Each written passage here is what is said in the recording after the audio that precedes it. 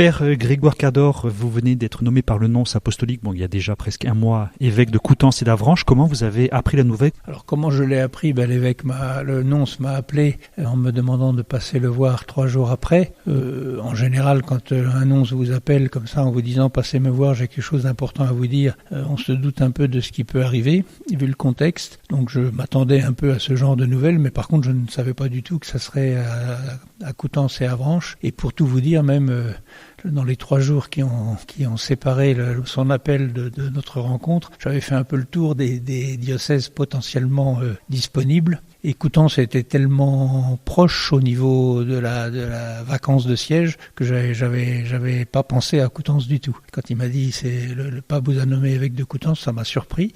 Et quelque part, je trouve que c'est bien parce que ça veut dire que je reçois ça de l'Église sans avoir cogité avant, sans avoir négocié quoi que ce soit. C'est comme ça, c'est le bon Dieu qui me demande ça. Donc, ok. Est-ce que vous êtes déjà allé voir votre futur diocèse? Alors j'y suis allé, oui, un peu incognito dans un premier temps quand c'était encore pas officiel, pour repérer un peu la tête de la fiancée, si je puis dire.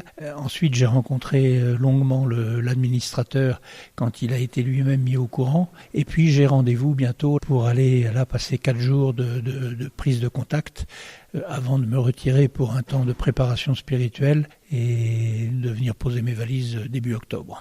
D'ailleurs, on va revenir là-dessus, vous allez faire une retraite avant d'être ordonné évêque? C'est ça, je vais faire une dizaine de jours de retraite dans le sud de la France pour me préparer spirituellement à c'est quand même une étape importante, ma vie qui va changer complètement, le contexte, et puis une nouvelle responsabilité, même si elle est dans la logique de la première responsabilité qui était celle de mon ordination diaconale quand j'ai été ordonné au service de l'Évangile et de l'Église. Depuis, ça se développe petit à petit dans différents ministères, dans différents services que l'Église me confie. Comment vous appréhendez cette nouvelle responsabilité qui est quand même assez lourde?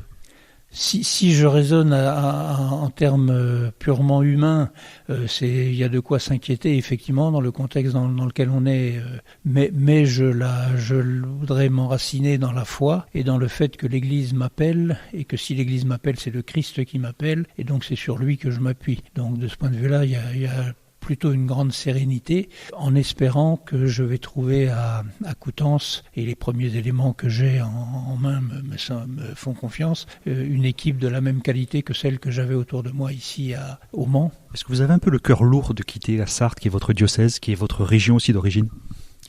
Oui et non, parce que je suis très attaché à la Sarthe. J'ai vécu 25 ans au Cameroun, donc loin de la Sarthe. J'ai vécu 5 ans à Rome pour ma formation aussi. Je pense que je resterai toujours attaché à la Sarthe, mais en même temps, je sais bien que si on est ordonné, c'est au service de l'Église universelle. Donc l'appréhension d'avoir à refaire tout un réseau de relations ça peut-être, mais le cœur lourd, non, parce que je sais que les amitiés établies vont durer et perdurer avec le temps. En parlant d'amitié, vous changez de province. Le nouvel archevêque était au séminaire avec vous, c'est ça, Monseigneur Lebrun? Voilà, alors province ecclésiastique, oui, c'est ça. Je suis dans la maintenant province de Normandie, dont l'archevêque de Rouen est le président. On était au séminaire ensemble, oui, on se connaît depuis très longtemps avec Monseigneur Lebrun, Dominique. Oui. Et ça, c'est déjà un atout important. Enfin, c'est d'être en confiance. On se connaît très bien. On n'a pas besoin d'apprendre à se connaître. On se connaît depuis si longtemps qu'il n'y aura pas d'apprentissage ou d'apprivoisement à faire. D'ailleurs, vous avez eu une demande particulière pour votre messe d'ordination, c'est d'avoir 3 consécrateurs, dont l'évêque de Douala. Alors oui, pour la consécration épiscopale, pour l'ordination épiscopale, le nonce m'a dit que c'était moi qui choisissais et j'ai fait le choix de 3 consécrateurs. Il me semblait normal que ce soit l'archevêque de Rouen qui sera le consécrateur principal. J'ai demandé au nonce apostolique s'il accepterait d'être le premier co-consécrateur représentant l'Église universelle et puis l'attachement à Rome qui pour moi est très important. Et puis j'ai demandé aussi si c'était possible, et on me l'a accordé volontiers, de demander à un évêque du Cameroun pour marquer ses 25 ans de ministère au Cameroun. Et c'est l'archevêque de Douala, Monseigneur Samuel Cléda, que je connais aussi de très longue date. J'ai connu avant qu'il soit prêtre même, qui sera le 3e consécrateur. Oui. Merci Père Cador, est-ce qu'on peut déjà vous appeler Monseigneur ? Vous m'appelez comme vous voulez. Moi, je dis souvent que depuis le jour de mon baptême, on m'appelle Grégoire. Ce que vous mettez devant, c'est à vous de voir ce que vous voulez faire, quoi. Voilà. Une dernière question. Quelle expérience, quel souvenir vous allez garder de la Sarthe là, que vous allez quitter? Je sais pas.